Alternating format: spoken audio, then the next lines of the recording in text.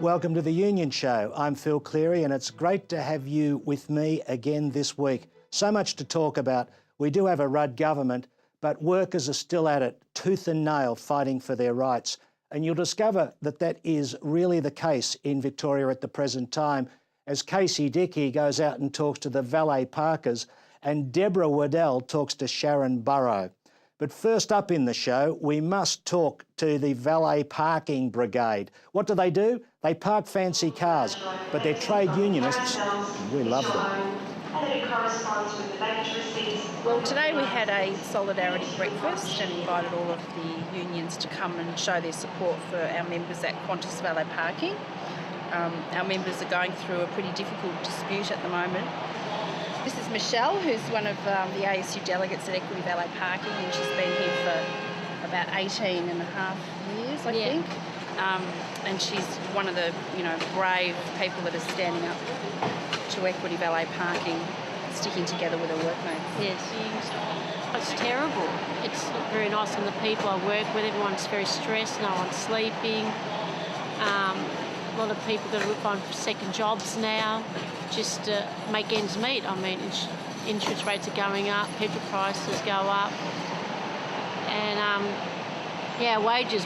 I've lost $15,000 just in penalty rates because I work permanent night shift, and I get 30% loading, and so I'll lose $15,000.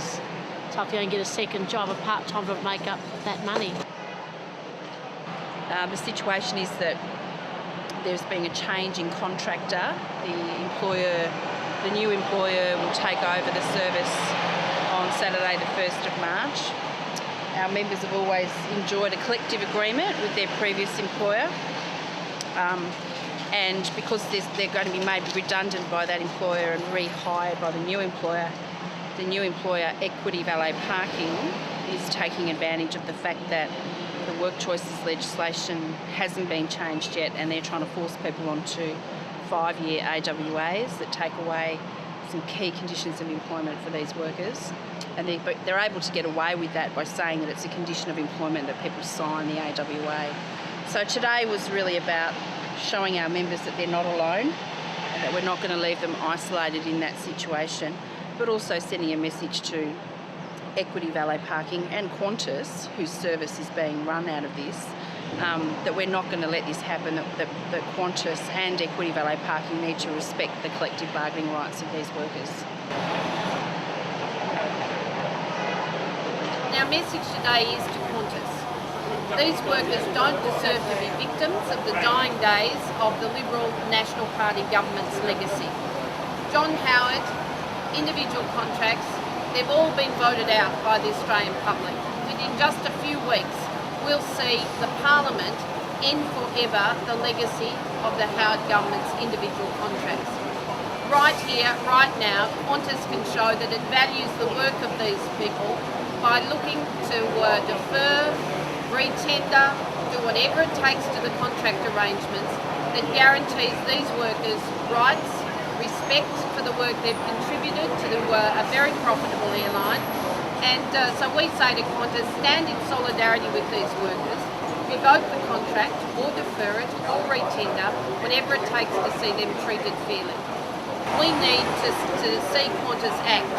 It's their service, their most important customers. These workers give loyal service, but if this contractor is able to impose individual contracts, then two things will happen. People like Michelle, with a young family, will have to get a second job to make ends meet.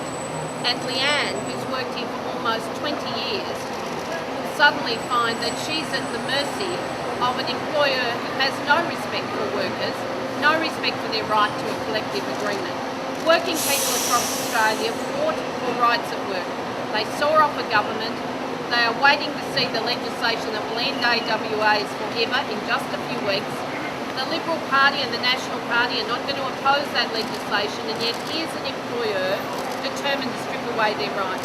The people who can actually save these workers from the disrespect of individual contracts that take away their conditions is Qantas. Collective agreement, the right to sit at the table and bargain together, the right to be represented by unions, they're very small measures of respect that are being denied by Equity Valet Parking. So if Equity Valet Parking is not going to treat the workers with respect, then Qantas should not want them anywhere near their service chain. The union movement will stand with these workers. Whatever it takes, we will see their right to a collective agreement respected. So we say to Qantas, your profits, your service, we respect that. You need to respect the workers who've given you that back end support for years and years and years. There's some key conditions that these workers need in order to make ends meet. They're all shift workers. It's a 24-hour operation, and they need to make sure that their penalty rates and their overtime pay is secure. The company has issued 3 different AWAs in the space of 9 days because there's been a whole lot of technical problems with the first 2 AWAs that they've issued, and the union has looked at the 3rd AWA and there are still significant technical problems with it, as well as the fact that it does take away people's right to enforce their penalty rates and their overtime, and it also puts in place a whole lot of new conditions that mean, for example, people would have to attend work with 24 hours notice.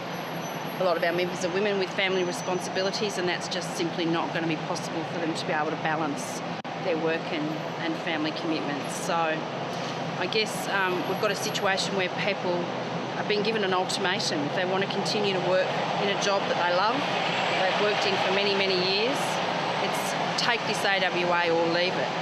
But we don't think that we should let this company get away with that.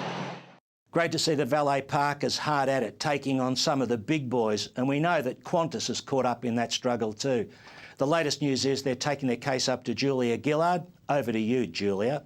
After the break, we're going to talk to some of the big, interesting characters in the union movement about their relationship with the Labor government.